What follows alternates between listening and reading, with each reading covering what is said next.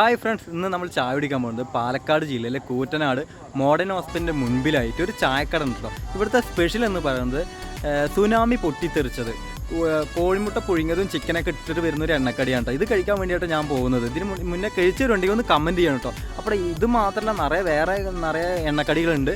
അപ്പോൾ നല്ല കിടിലൻ ചായ അവിടെ ഉണ്ട് പറയുന്നുണ്ടോ, അത് കഴിക്കാൻ വേണ്ടിയിട്ടാണ് നമ്മൾ പോകുന്നത്. ഞാൻ പോണ നേരത്ത് നല്ല തിരക്കിലിരുന്നു കേട്ടോ. താത്ത 4 മണിക്ക് മുമ്പ് എല്ലാം ഉണ്ടാക്കിയായിരുന്നു, എല്ലാ കടികളും ഉണ്ടാക്കിയായിരുന്നു കേട്ടോ. എനിക്ക് ഇഷ്ടപ്പെട്ട അവിടുത്തെ വെറൈറ്റി എന്ന് ഉദ്ദേശിച്ച മറ്റേ സുനാമി കേട്ടോ. അത് കഴിക്കാൻ വേണ്ടിയിട്ടാണ് ഞാനും എൻ്റെ കൂട്ടുകാരനും പോയത് കേട്ടോ.